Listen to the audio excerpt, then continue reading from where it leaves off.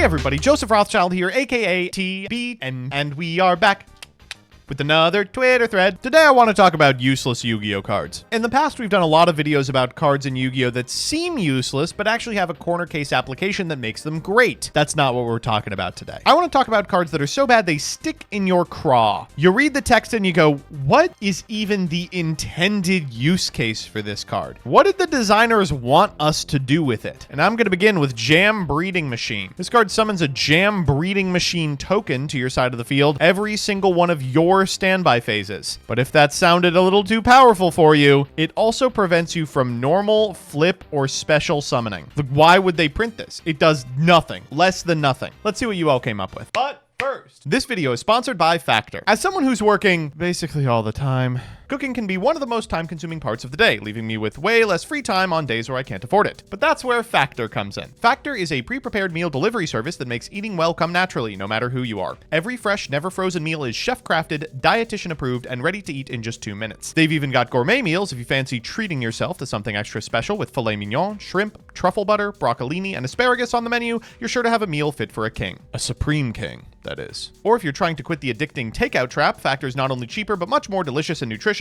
with choices of over 35 meals to choose from, including options like keto, calorie smart, vegan, and veggie. Everyone is able to find something to satisfy their unique palate. And don't worry if you have to head to a YCS some weekend, Factor is extremely flexible. You can change your order up every week with plans from 4 to 18 meals, or pause to reschedule your deliveries anytime. Get 50% off your first Factor box and 20% off your next month of orders by using my link. Click in the description or scan the QR code with your phone. Now back to the video. Ultima says, I genuinely cannot think of a single use case for this card. An unfortunate report. Your opponent conducts their next battle phase twice. This one is so strange because like you can almost imagine a scenario where like if you have something like a final attack orders up, like you've switched all your opponent's monsters into attack position and they have to attack, maybe it can set up an OTK, but 99% of the time after you've conducted the first battle phase, all the monsters are going to be off the field. Maybe you can play it in Yubel. Nightmare Paint them twice. I don't know. I really could not tell you. Coder says, I'd argue this is the most dog shit bad card ever made. I don't know how this is supposed to resolve. Nor do I know what the purpose of it resolving is. I've never even seen this card. Flock together. Place one monster from your deck in your spell and trap zone as a face-up continuous spell. You can banish this card from your graveyard. Place one monster from your deck in your spell and trap zone as a face-up continuous trap. You can only use one flock together effect per turn, and only once that turn.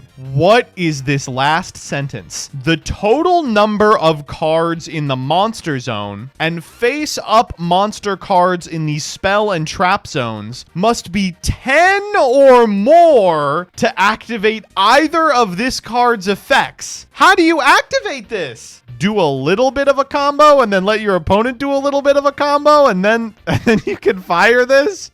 Wow, this goes crazy on turn 7 of the Centurion mirror. Golgoil the Steel Seismic Smasher. This comes from Dire. What the fuck am I supposed to do with this? If this card battles a monster, neither can be destroyed by that battle. Okay, it's an illusion. After damage calculation, if your machine or illusion monster battled, you can target one of your monsters that is banished or in your graveyard, special summon it. If this card is banished from your graveyard, you can special summon it. Figure out a way to get it into the grave and then banish it and then go to combat and then it can bring back another actually good card. I just realized it's not banished from the grave. You have to banish it from your field.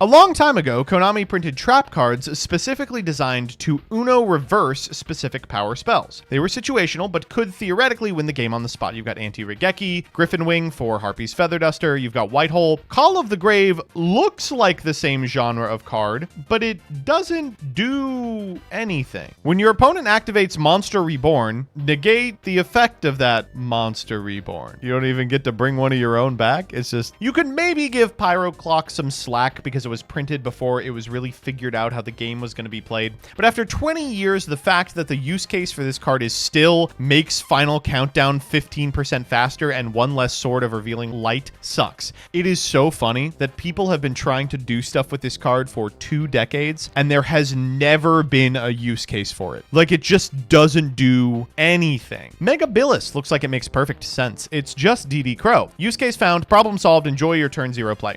Just one problem. problem that boggles my mind. Why the fuck did they give DD Crow to a card that activates 2 chains later? During the main phase, you contribute another level 7 or higher monster from your hand, special summon this card from your hand. Also, you can't special summon for the rest of the turn except monsters with a level. If this card is special summoned while you control another Ursarctic monster, target a card in your opponent's graveyard, banish it. Seeing this card in the 25th anniversary tins reminded me of how angry I was when I learned this card with art about Dragon Maids is not a Dragon Maid card. If a card is sent from the hand or deck to the graveyard, target a card in either graveyard, shuffle it into the deck. Just one of the worst versions of DD Crow ever printed, which you can now get out of the tins in the ultra rare slot. It is cute, I suppose. This one has always perplexed me, says Foxcade, because it was released in 2004, an era when players rarely ended their turn with more than 4 cards in hand. Is the difference between a limit of 6 and a limit of 5 going to be that enervating? If it becomes 5. Look how mad Graceful Charity is on this. She's like dying. A classic worst card in the game contender. It feels like they wanted the Great Moth stuff to be an evolution line, but then they just didn't do it. So this card is left making you wait 2 turns to accomplish something worse than Normaling Maxi. This card can only be special summoned by offering Petite Moth as a tribute on the second of your turns after it's been equipped with Cocoon of Evolution.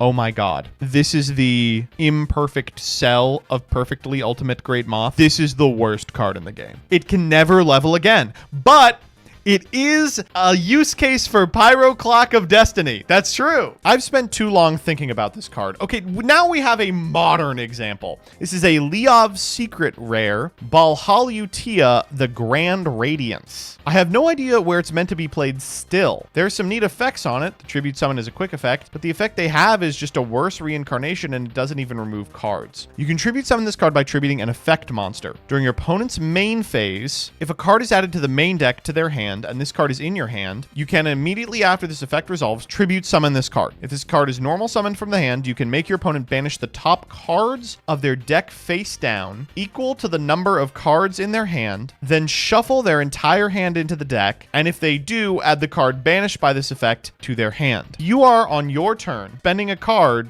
on this card.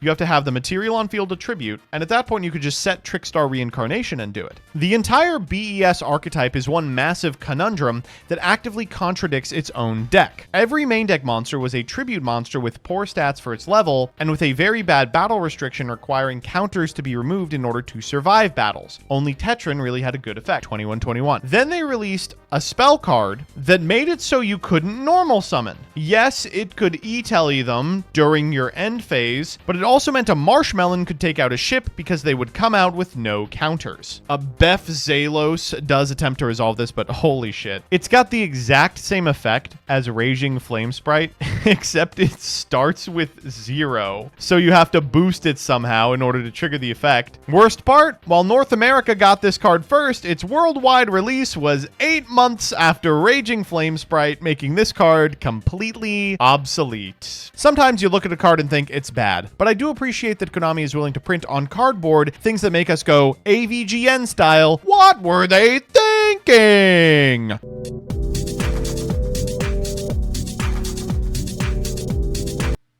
Fuck off.